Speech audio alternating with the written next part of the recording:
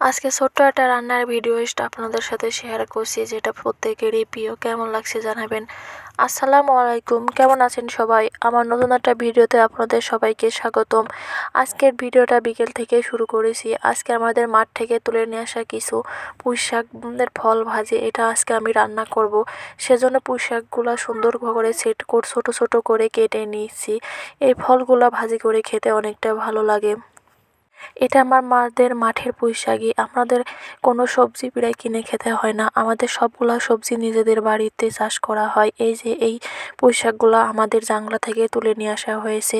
আমাদের জাংলাতে অনেকগুলা পুঁইশাক হয়েছে, যেটা থেকে আমরা রোজ খেয়ে থাকি। এখান থেকে কিছুটা পরিমাণে আমি আজকে রান্না করব, আর কিছুটা পরিমাণে রেখে দেবো, যেটা অন্য দিন রান্না করা যায়।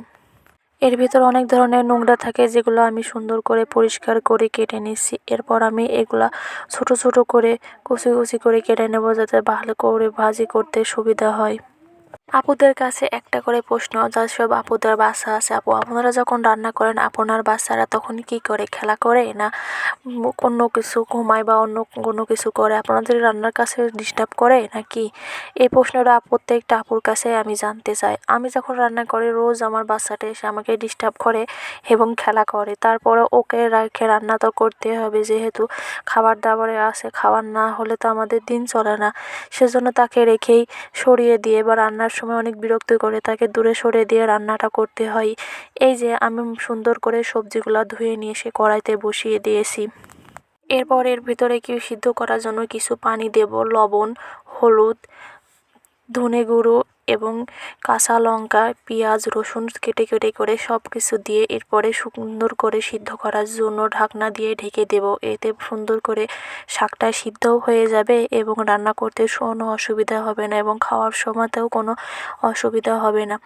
এই পুঁই শাকের ফল ভাজি অনেকভাবে খাওয়া যায়, অনেকে অনেকভাবে রান্না করে খায়। কেউ শুটকি মাছ দিয়ে ভর্তা করে খায়, কেউ শুটকি মাছ দিয়ে ভাজি করে খায়, এবং এটা আমাদের এখানে অধিকাংশ মানুষই মাসকালাই দিয়ে ডাউল দিয়ে রান্না করে খেয়ে থাকে। এই যে আমার রান্নাটা প্রায় শেষের দিকে, আমি এবার সুন্দর করে এটা বাগার দিয়ে দেব। সেজন্য তেল দিয়ে কড়াইতে জিরে, রসুন, পেঁয়াজ কেটে এরপর সুন্দর করে ভাজি করে নিয়ে এই যে তরকারিটা এর ভিতর ঢেলে দিয়ে এবার সুন্দর করে আমি নেড়ে চেড়ে শেষে একটু লবণ দিয়ে দেখে নেব, যাতে লবণের পরিমাপটা ঠিক আছে কি না।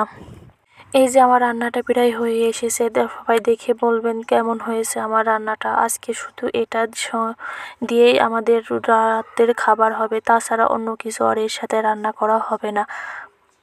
এটার সাথে যদি সুন্দর করে গরম ভাত দিয়ে খাওয়া হয় তাহলে অনেকটা ভালো হয়। পুঁই শাকের ফল ভাজিটা অধিকাংশই গরম গরম খেতে ভালো লাগে, ঠান্ডা হয়ে গেলে খেতে অতটা ভালো লাগে না। এরপরে আমি কড়াই থেকে সুন্দর করে নামিয়ে নিয়ে রান্না করে নিয়ে ঘরে চলে যাব। আমাদের গ্রামের মেয়েদের সন্ধ্যার সময় অনেকটা কাজ থাকে, রান্না করতে করতে কতগুলো কাজ যে গুছিয়েছি তার ঠিক নেই।